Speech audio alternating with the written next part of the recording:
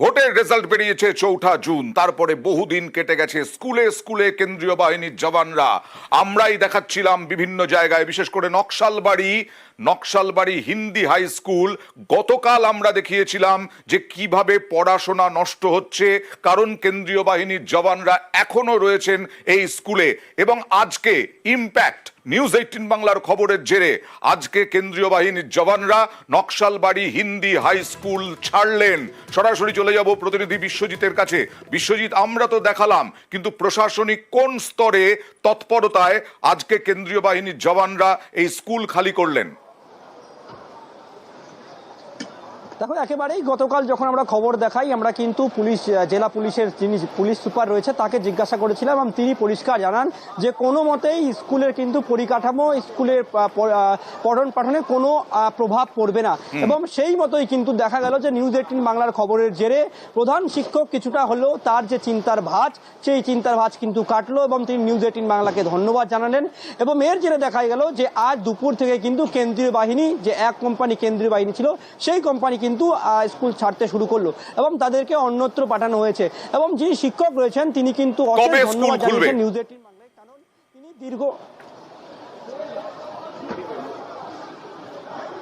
কবে স্কুল খুলবে বিশ্বজিৎ? আগামীকালই স্কুল খোলার দিন রয়েছে এবং তার আগে কিন্তু খুব সময় কম ছিল স্কুলের সঠিক পরিচালনা, স্কুলের পরিকাঠামো ঠিক নিয়ন্ত্রণ করা। আর নিউজ 18 বাংলা খবরের জেরে একদিন আগে কিন্তু কেন্দ্রীয় বাহিনী সরায়। কিছু আগামীকাল থেকে স্কুল খুলে যাবে, পড়াশোনা একেবারে শুরু হয়ে যাবে। আর প্রধান শিক্ষক নিউজ 18 বাংলাকে ধন্যবাদ জানালেন। আমি সবচেয়ে আগে তো নিউজ 18 বাংলাকে ধন্যবাদ জানাবো। গত 18 দিন ধরে আমি নকশালবাড়ি পুলিশ স্টেশনে বারবার করে রিকোয়েস্ট করার, লিখিত অভিযোগ জানানোর পরেও ওনারা কোনোরকম কোনো পদক্ষেপ নিচ্ছিল না। আপনাদের নিউজ আসার সঙ্গে সঙ্গে সবাই যেন নড়েচড়ে বসলো। আজকে সেন্ট্রাল ফোর্স এখন বেরোচ্ছে।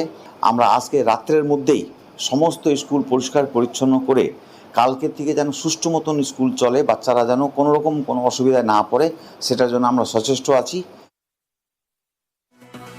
এ হচ্ছে একেবারে মানিকতলা বিধানসভা কেন্দ্রের ছবি। কল্যাণ চৌবে যখনই মাঠে নামলেন সেই সময় থেকে শুরু হলো তাকে ঘিরে বিক্ষোভ, তাকে আটকানো, গাড়ি ঘিরে বিক্ষোভ, চোর চোর স্লোগান তৃণমূল কংগ্রেস কর্মী সমর্থকদের। তাদের অভিযোগ কল্যাণ চৌবে তাদের কেউ নয়, তাদের এলাকার কেউ নন, তার বিরুদ্ধে ভুরি ভুরি অভিযোগ। একটু অ্যাম্বিয়েন্স দিয়ে দেখাই আপনাদেরকে মানিকতলা বিধানসভা কেন্দ্রের অন্তর্গত এই জায়গায় কি অবস্থা।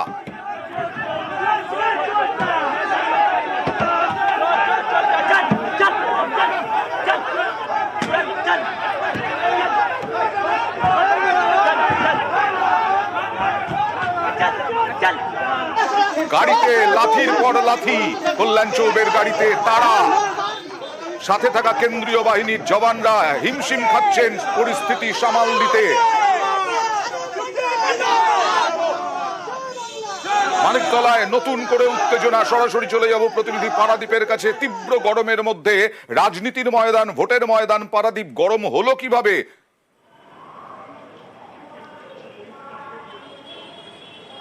অয়ন, প্রথমে যেটা বলতে হয়, কল্যাণ চৌবে দিনটা হয়তো দেরিতে শুরু করেছেন, কিন্তু যখনই শুরু করেছেন তখন থেকে কিন্তু মানিকতলা বিধানসভা কেন্দ্র সেই উপনির্বাচনে কিন্তু উত্তেজনা চরমে পৌঁছেছে। আমরা দিনটা শুরু হয়েছে একটু পরে অন্য জায়গার ক্ষেত্রে 11:30 12টা নাগাদ, এবং বিভিন্ন জায়গা থেকে সকাল থেকে কিন্তু অভিযোগ আসছিল বুথ জ্যামের। এবং কল্যাণ চৌবে তিনি বারে বারে সেই ফোন রিসিভ করছিলেন এবং বুথ জ্যামের অভিযোগ পাচ্ছিলেন, ছাপ্পা ভোটের অভিযোগ পাচ্ছিলেন, বহিরাগতদের জমায়েতের অভিযোগ। এবং সেই অভিযোগের কে কেন্দ্র করে যখনই তিনি বেরিয়ে পড়েন, বিশেষত 31 নম্বর ওয়ার্ডে, সেখানে বারে বারে তিনি প্রতিহত হয়েছেন। তিনি বারে বারে যে জমায়েত ছিল, বহিরাগতদের জমায়েত বলে তিনি যে যাদের অভিহিত করছিলেন, যাদের চিহ্নিত করছিলেন, তাদের বারে বারে যখন চিহ্নিত করছিলেন তখন তারা রেজিস্ট করে, তারা কল্যাণ চৌবেকে বিভিন্নভাবে ঘেরাও করে, তার দিকে তাকে ঘিরে গো ব্যাক স্লোগান দেয়। তাকে সেটাই তো দেখছি। কিন্তু কল্যাণ চৌবের সঙ্গে বিজেপি কর্মী সমর্থকরা কোথায়, যে তাদেরকে প্রতিহত করবে সেই লোক কি ছিল?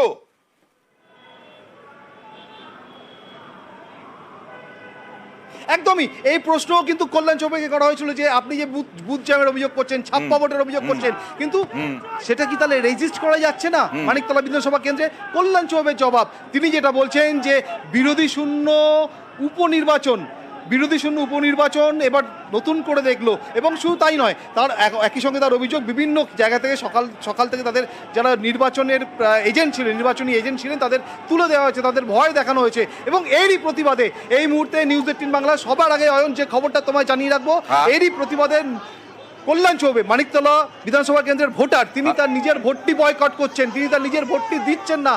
কল্যাণ চৌবে নিজের ভোট বয়কট করছেন মানিকতলা বিধানসভা কেন্দ্রে। একটু দেখাই আগে পারাদীপ যে কিরকম হলো, শুরুটা কিরকম হলো কল্যাণ চৌবের, আরো একবার দেখাবো। জাস্ট গাড়ি নিয়ে ওই যে 31 নম্বর ওয়ার্ডের কথা বলছিলেন আমাদের প্রতিনিধি পারাদীপ, সেখানে নাকি ভোটে দুর্নীতির অভিযোগ উঠছিল, সেই সময় যান যখন সঙ্গে সঙ্গে দেখুন দৌড়ে আসছেন তৃণমূল কংগ্রেস কর্মী সমর্থকরা, তাকে বাধা, গো ব্যাক স্লোগান, চোর চোর স্লোগান, এবং তার সঙ্গে সঙ্গে বলা হচ্ছে যে তিনি কল্যাণ চৌবে কেউ নন, ফুটবলের টাকা চুরি করেছেন, এই সব অভিযোগ করা হচ্ছে। দেখুন অ্যাম্বিয়েন্স।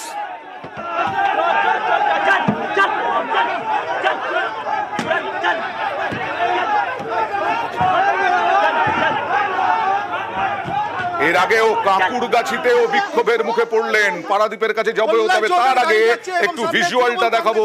দফায় দফায় বিক্ষোভের মুখে কল্যাণ, এবং কাকুরগাছিতে কি হলো দেখুন। গাড়ি এবং তার সঙ্গে তৃণমূল কংগ্রেস। জয় বাংলা, জয় বাংলা, জয় বাংলা, জয়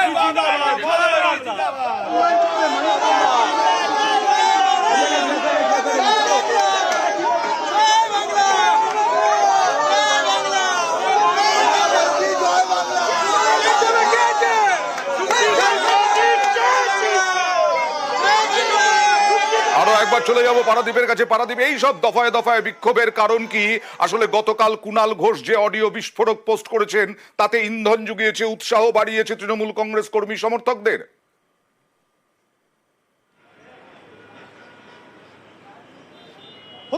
হতে পারে অয়ন, সেটাও একটা কারণ। কারণ আজ সকালেও কল্যাণ চৌবে যখন সাংবাদিক সম্মেলনে এসেছিলেন, তখন কিন্তু তার সাংবাদিক সম্মেলনের সিংহভাগ জুড়েই ছিল কুণাল ঘোষের বিষয়, কুণাল ঘোষের প্রসঙ্গ, এবং তিনি বলছেন যে কুণাল ঘোষ বিশ্বাসভঙ্গ করেছেন। একটা সময় 2018-19 সালে কুণাল ঘোষ, কল্যাণ চৌবের দাবি তিনি কুণাল ঘোষ তার কাছে এসেছিলেন বিজেপির স্পোক্স পার্সন, মুখপাত্র হবেন বলে, এবং সেই সময় কল্যাণ চৌবে ইনিশিয়েটিভ নিয়েছিলেন তাকে নিজের কেন্দ্রীয় নেতৃত্ব তাদের সঙ্গে বসিয়ে দেওয়ার জন্য। সেই সময় বিজেপির যারা কেন্দ্রীয় নেতৃত্ব তারা বেঁকে বসেন, তারা কুণাল ঘোষের সঙ্গে দেখা করতে চাননি, এমনটাই কল্যাণ চৌবের একটা ভার্সন। তবে সব থেকে যেটা বড় কথা, যেটা আজকে শেষ মুহূর্তে আমি দেখেছি, সেই ছবিটাও আমরা দেখাবো, যে কল্যাণ চৌবে আক্রান্ত, তার গাড়ি আক্রান্ত, থান ইট নিয়ে, রড নিয়ে কল্যাণ চৌবের গাড়ি ঘিরে তাড়া করছেন সব বহিরাগত বলে যাদের চিহ্নিত করছিলেন কল্যাণ চৌবে, তো তারা, এবং তাদের একটা সময় কল্যাণ চৌবে তাদের হাত থেকে দৌড়ে পালান গাড়ি নিয়ে, তার কোনো ক্রমে তাদের তার যা নিরাপত্তারক্ষী ছিলেন তারা তাকে সরিয়ে নিয়ে যান, তাহলে কল্যাণ চৌবে আজ আক্রান্ত হতে পারতেন। যেভাবে যে পরিস্থিতিতে চরমে পৌঁছেছিল কাকুরগাছি ফুলবাগান এরিয়ায়, এবং একটা সময় আমরা দেখি থান ইট নিয়ে তাকে তাড়া করা হচ্ছে, এমন ছবিও কিন্তু কল্যাণ চৌবে কি বললেন, আর তীব্র কটাক্ষ পাল্টা কুণাল ঘোষের। দেখুন।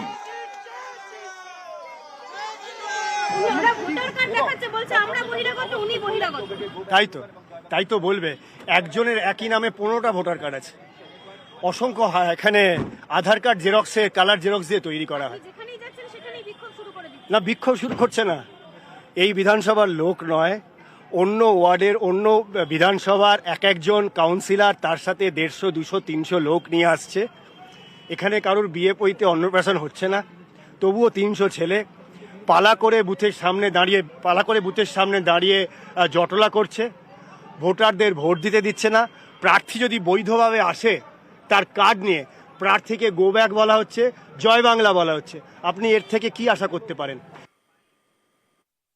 আমি গতকাল কল্যাণ চৌবে সম্পর্কে এত কিছু বললাম, ওর এমন অবস্থা, ওর পার্টি থেকে এখনো ওর দলের একজন শীর্ষ নেতা ওর পাশে দাঁড়ালো না। সাধারণ মানুষ কি দাঁড়াবে ওর পাশে? সিপিএম প্রার্থী, বিজেপি প্রার্থী, এগুলো সব মানিকতলা থেকে অতীত হয়ে গেছে, এগুলো সব অসহায়ের আর্তনাদ দেখা যাচ্ছে। বিজেপির লোকেরাও কল্যাণের সঙ্গে নেই, ও কি সামলাবে? এআইএফএফ থেকে ওর বিরুদ্ধে গুচ্ছ গুচ্ছ অভিযোগ, মানসিকভাবে পাগল হয়ে গেছে, চোখ মুখে চেহারা দেখেছে, রাতে ঘুম হয়নি, চোখের তলায় কালি, মুখ শুকিয়ে গেছে, খাইনি বোধহয়, ওই যেন একটু বেশি করে জল খায়, খালি পেটে না থাকে, শরীরটা দেখুক, হারবে ঠিক আছে, জামানতটা রাখতে পারে কিনা এখন সেটা দেখা। আর এবার বাগদায় চলে যাব। বাগদাতেও বিজেপি প্রার্থীকে ঘিরে বিক্ষোভ, বাগদাতেও বিজেপি প্রার্থীর গাড়ি ভাঙচুর এবং বিজেপি প্রার্থীকে তাড়া।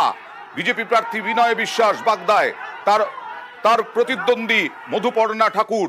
আর এই মুহূর্তে আবার ছবি দেখাবো বাগদায় কিভাবে বিক্ষোভের মুখে পড়লেন এই বিনয় বিশ্বাস এবং তারপরে গাড়ি ভাঙচুর। দেখুন।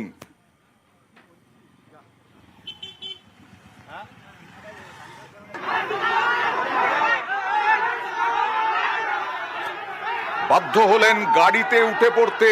এখানেও সঙ্গে থাকা কেন্দ্রীয় বাহিনীর জওয়ানরা পরিস্থিতি সামাল দিতে হিমশিম, বিক্ষোভে এলাকা ছাড়লেন। দেখুন, আমাদের সঙ্গে কথা বলার সময় থান ইটও দেখালেন যেটি গাড়ির ভিতর পড়ে রয়েছে।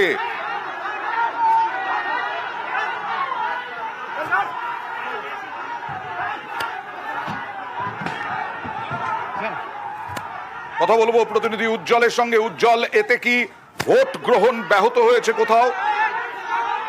দেখো, বেশ কিছু সময় কিন্তু ওই চাঁদপুকুর এলাকার ভোট গ্রহণ বন্ধ ছিল এবং তার কারণ খুব স্বাভাবিক যে ওখানে ব্যাপক উত্তেজনা ছিল, উত্তপ্ত পরিস্থিতি ছিল। এবং যে বিষয়টা বলার, সেখানে যে প্রার্থী তিনি ওখানে গিয়েছিলেন, তারপরে যে কেন্দ্রীয় বাহিনী পুলিশ যারা ছিলেন, তার বক্তব্য তাকে কেউ বাঁচানোর জন্য এগিয়ে আসতে পারেনি, ফলত তাকে আক্রান্ত হতে হয়, তার গাড়ি ভাঙচুর করা হয় এবং এই সব মিলিয়ে যে পরিস্থিতি সেটা আমরা অবশ্যই তুলে ধরছি। কিন্তু এরকম ধরনের কেন ঘটলো? কারণ এরকম প্রথমে তো বলে রাখি, সেখানে যে ছাপ্পা ভোটের অভিযোগ তিনি পেয়ে সেখানে গিয়েছিলেন বলে তার দাবি, এবং একই সঙ্গে সেই জায়গাতে তিনি যখন ভিতরে যায় তারপরেই তাকে ঘিরে ধরে গো ব্যাক স্লোগান হয়, তাকে আক্রমণ করা হয়। কিন্তু এই পুরো পরিস্থিতি কিন্তু যে নিয়ন্ত্রণের আগেই, এই ঘটনা আগে থেকেই যে ওখানে উপস্থিত কেন্দ্রীয় বাহিনী। বিনয় বিশ্বাস এখন কোথায়? উজ্জ্বল, উজ্জ্বল, বিজেপি প্রার্থী এখন কোথায়? আর সেই যে গাড়ি দেখা যাচ্ছে, যে গাড়ি যাচ্ছে সে কিন্তু আবারও উঠে যাচ্ছে এই এলাকা এবং উজ্জ্বল, তোমার কথা স্পষ্ট হচ্ছে না। তার সঙ্গে হ্যাঁ, ঠিক আছে, এবার শোনা যাচ্ছে, বলো। এই যে ছবিটা দেখানোর চেষ্টা করব, যে ছবিটা আমরা দেখানোর চেষ্টা করছি, সেই জায়গা অর্থাৎ তিনিও কিন্তু চরকির মতো বিভিন্ন জায়গাতে ঘুরছেন এবং যেখানে যাচ্ছেন সেই রাস্তা দিয়ে কিন্তু আমরা যাচ্ছি, সেই ছবি আমরা তুলে ধরাচ্ছি। বিভিন্ন জায়গাতে তিনি যাচ্ছেন এবং এরকম যে বিভিন্ন জায়গায় যেতে গিয়েই কিন্তু গাতপুকুর এলাকায় যখন তিনি যান, তখন কিন্তু এরকম ধরনের একটা ঘটনা ঘটে এবং তারপরে তিনি জানিয়েছেন যে তিনি একদমই ভয় পাচ্ছেন না। বিভিন্ন জায়গায় আর তার আবারও প্রতিদ্বন্দ্বী প্রার্থী, তৃণমূলের প্রার্থী মধুপর্ণা ঠাকুর, তিনি বলছেন সব নাটক হেরে যাওয়ার ভয়ে নাটক করছেন। তার পাল্টা বিনয় বিশ্বাস কি বললেন দেখুন। ওরা জেনে গেছে হারতেই হবে, এখন ড্রামা করার জন্য করছে, না হলে ওরা নিজেরাই বোধহয় গেছে, উনি হবে র্যাগিং নিজেরাই করছে হবে। মানুষরা, সাধারণ মানুষরা বুঝে গেছে কি উত্তেজিত হয়ে গেছে, সেজন্য ওটা করেছে। উনি যে মানুষকে উত্তেজিত করেছে হবে, সেই হিসাবেই মানুষরা আরো আক্রমণ করেছে হবে। দুইজন লোক ছিল, তাদের কাছে কোনো ভোটার কার্ড ছিল না। তাদের জিজ্ঞেস করা হলো তোমরা এখানে কিসের জন্য আসছো, বলছে ভোট দিতে আসি, কিন্তু ওদের কাছে ভোটার কার্ড ছিল না। সেটা নিয়েই কথা চলছিল যে সেন্ট্রাল ফোর্স ওরা ঠেলে বাইরে বের করে দিল। যখন গেটের বাইরে বেরোলাম, গেটের বাইরে বেরোনোর পরে আমার উপর অ্যাটাক করলো ভীষণ ভাবে, জয় বাংলা স্লোগান দিয়ে। প্রচুর লোক, আমি ভাবতেই পারিনি, আমি ভয়তে একদম সত্যি প্রচন্ড ভয় পেয়ে গেছিলাম। যেভাবে ঘুষি চলছিল, যেভাবে মার চলছিল, যেভাবে আমাকে আমাকে টেনে রেখে ফেলে দেবে। সিকিউরিটি প্লাস আরেকটা লোক আমাকে টেনে, ওদের কাছ থেকে টেনে আমার গাড়িতে উঠালো। গাড়িতে উঠানোর পরে তারপরেও আমাকে মারার জন্য আমার গাড়ির পিছনে কাজ ভাঙলো, সামনে কাজ ভাঙলো, আমার কলার ধরলো। এখন আমি আমার সভাপতিকে জানিয়েছি, আমার সভাপতি যেটা করে আমার সভাপতি সেটা করবেন। এরপরেই আমরা মধুপর্ণা ঠাকুরের বক্তব্য নিয়েছিলাম, তিনি বলেছিলেন সব নাটক। এবার চলে যাব বাগদাতেই 78 নম্বর বুথ। 78 নম্বর বুথ, এটা হচ্ছে সাগরপুর। এই সাগরপুরে বিজেপি প্রার্থী, বাগদার সাগরপুরে বিজেপি প্রার্থীর পোলিং এজেন্ট, সেই পোলিং এজেন্টকে নাকি খুনের হুমকি দেওয়া হয়েছে। তৃণমূলের বিরুদ্ধে অভিযোগ, বুথের ভেতর পোলিং এজেন্টকে খুনের হুমকি, এবং তিনি যখন বাড়িতে যান সেখানে দেখেন তার পরিবারকেও খুনের হুমকি। স্বাভাবিকভাবেই কথা বলবো প্রতিনিধি অনিরুদ্ধর সঙ্গে, একেবারে আতঙ্কের পরিবেশ। দেখো তোমাকে জানিয়ে রাখি যে বাগদা বিধানসভার বাগদা গ্রাম পঞ্চায়েত এলাকার সাগরপুরের 78 নম্বর বুথে সাধন বিশ্বাস, যিনি ওই বুথের বিজেপির পোলিং এজেন্ট ছিলেন, তার দাবি যে তিনি যখন পোলিং এজেন্ট থাকাকালীন তাকে খুনের হুমকি দেওয়া হয়, একাধিকবার হুমকি দেওয়া হয়েছে। পরবর্তীতে তিনি তার বাড়িতে এসে দেখেন তার বাড়ির উদ্দেশ্যে করে পটকা ছুড়েছে তৃণমূল কংগ্রেসের আশ্রিত দুষ্কৃতীরা, এবং তার বাড়ির প্রতিবাদ করতে গেলে বাড়ির প্রতিনিধিরা যখন এই পটকা ছোড়ার প্রতিবাদ করে তখন তাদেরকেও হুমকি দিয়েছে, খুনের হুমকি দিয়েছে এবং তাকে দেখে নেওয়ার হুমকি দিয়েছে। এই সমস্ত হুমকির পরেই সাধন বিশ্বাস রীতিমতন গা ঢাকা দিয়েছেন অন্য বিজেপি কর্মীর বাড়িতে, এবং তিনি দাবি করেছেন যে তৃণমূল আশ্রিত দুষ্কৃতীরা তাকে গতকাল থেকেই এরকম ধরনের হুমকি দিয়ে আসছেন। তিনি বিজেপিকে ভালোবাসেন, তিনি ভীত সন্ত্রস্ত হয়ে পড়েছেন, সেই কারণেই অন্য বিজেপি কর্মীর বাড়িতে আশ্রয় নিয়েছেন। কয়েকদিন আগেই অনিরুদ্ধ শান্তনু ঠাকুর জয়লাভ করলেন, মন্ত্রীও হলেন। সেই শান্তনু ঠাকুরের এলাকায় এই অবস্থা, বিজেপি প্রতিহত করতে পারলো না? খুনের হুমকি ভয় দেখিয়ে তাকে বুথ ছাড়া করতে হলো। দেখো আমরা তোমাকে জানিয়ে রাখি, পরিপ্রেক্ষিতে বলতেই হয় যে গত লোকসভা নির্বাচনে বাগদা বিধানসভা কেন্দ্রে 20,000-এরও বেশি ভোটে বিজেপি লিড ছিল, এবং সেখানে এই আসন রীতিমতন পাখির চোখ করেছিল তৃণমূল কংগ্রেস। সেই কারণে কিন্তু প্রচারে দেখা গেছে একাধিক নেতা মন্ত্রীদেরকে দায়িত্ব দেওয়া হয়েছিল, প্রচারে একাধিক হেভিওয়েট যারা রয়েছেন, মন্ত্রীরা রয়েছেন, তাদেরকে প্রচারে নামানো হয়েছিল, এবং সিনেমা আর্টিস্টদেরকেও প্রচারে নামানো হয়েছিল, কারণ এই আসন পাখির চোখ করেছে তৃণমূল কংগ্রেস বলা যেতে পারে। এবং তার পরিপ্রেক্ষিতেই বলা যেতে পারে যে পরবর্তীতে বিজেপির যে এজেন্ট তাকে যে হুমকির বিষয়ে বিজেপি কিন্তু পথে নেমেছে, বা বিজেপি কিন্তু নির্বাচন কমিশনের কাছে অভিযোগ জানিয়েছে, বিজেপির পক্ষ থেকে অভিযোগ জানিয়েছে। পরবর্তীতে কিউআরটি টিম ঘটনাস্থলে পৌঁছায়। যদিও এই বিষয়ে তৃণমূল কংগ্রেসের দাবি যে পুরোপুরি মিথ্যা অভিযোগ। একদম পোলিং এজেন্টের বক্তব্য এবং তৃণমূল কংগ্রেসের বক্তব্য দেখাবো। আমি বিজেপির এজেন্ট থাকার স্বার্থে আমাকে আগে বুথে হুমকি দেওয়া হয়, এবং হুমকি দেওয়ার পরে আমার বাড়িতে বোমাবাজি, টিএমসি দুষ্কৃতীরা, আমার বাড়িতে আমার বউ আছেন, আমার একটা বাচ্চা আছে, আমার মা আছে, তাদেরকে হুমকি দেওয়া হয়, বাড়িতে বোমাবাজি ফাটানো হয়। আপনি কি বুথ থেকে চলে এসেছেন? আমার তো হুমকিতে চলে, আমি কি করব? এখন এই যে এই বাড়িতে আমি আশ্রয় আছি। এটা পুরোপুরি মিথ্যা। অ্যাকচুয়ালি যার কথা বলছেন কে সাধন নাকি ঠিক জানি না, সে এখন নারায়ণ গোস্বামী বা মধুপর্ণা ঠাকুরের নামক ভূতের ছায়া দেখছে, কারণ এখানে জিতবে তৃণমূল কংগ্রেস। এটা ওদের একটা কৌশল, বিজেপিরা আতঙ্ক ছড়াতে চাইছে, এসব করে কিছু হবে না। এবার রানাঘাট দক্ষিণে চলে যাব। সকাল থেকে মোটামুটি শান্ত থাকলেও তারপরে গন্ডগোল ঝামেলা এইগুলো হয়। এই দেখুন তৃণমূল কংগ্রেসের এক কর্মীকে বেধড়ক মারছেন বিজেপি কর্মীরা, কারণ বিজেপির যে ক্যাম্প অফিস, সেই ক্যাম্প অফিস তৃণমূলের বাইক বাহিনী এসে ভাঙচুরের অভিযোগ, এবং তারপরে একজনকে হাতে নাতে ধরে ফেলেন। কিন্তু অন্যরা কথা বলবো প্রতিনিধি অভিজিতের সঙ্গে। অভিজিৎ, কিছুক্ষণ আগে কথা বলছিলাম যে অনিরুদ্ধর সঙ্গে, যে বাগদায় একটা বুথে পোলিং এজেন্ট, বিজেপির পোলিং এজেন্টকে খুনের হুমকি দেওয়া হলো, বিজেপির কাউকে দেখা গেল না, তিনি ভয়ে সেখান থেকে ছেড়ে চলে গেলেন, বুথ ছেড়ে। এখানেও তো তৃণমূলের কাউকে দেখা যাচ্ছে না তাকে বাঁচানোর জন্য।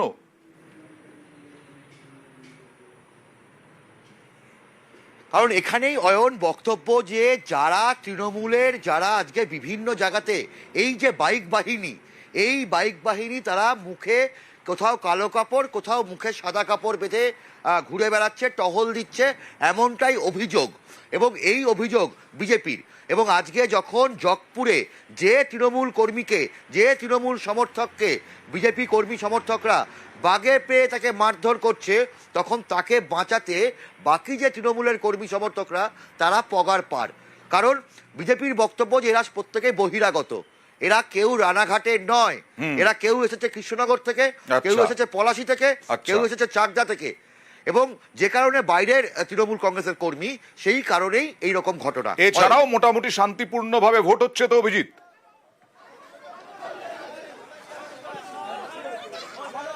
এখন শান্তিপূর্ণ বলতে বিজেপি এবং সিপিএম দুদলেরই অভিযোগ যে যত বেলা গড়াচ্ছে ভোট গ্রহণ কেন্দ্রে অর্থাৎ বুথে কোনো ভোটার নেই, নির্বিবাদে ছাপ্পা চলছে, এবং সেই ছাপ্পা প্রতিহত করার মতন লোকবল বা সাহস এখনো বিজেপি বা সিপিএম এর নেই।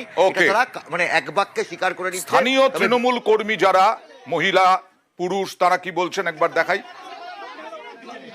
পশ্চিম পাড়ার লোক, ঘোষ পাড়ার লোক এসে খালি আমাদের এইখানে গন্ডগোল করে, ভোটের সময় গন্ডগোল করে, প্রত্যেকবার গন্ডগোল করে। আর এবার ভাড়া করে নিয়ে এসে মুখ চাপা দিয়ে নিয়ে এসে এখানে মারধর করে যাচ্ছে। কেন মারধর করবে? সব মুখ ঢাকা, সাদা কাপড় দিয়ে সব মুখ ঢাকা ওদের। এটা আমরা কোনোদিন প্রশ্রয় দেবো না, মেম্বার গ্রামের সাথে ঠেকাবে, তারা গুটি নিয়ে চলে যাচ্ছে, মেরে দিয়ে চলে যাচ্ছে সব। তারা আপনারাও কি তৃণমূল করেন?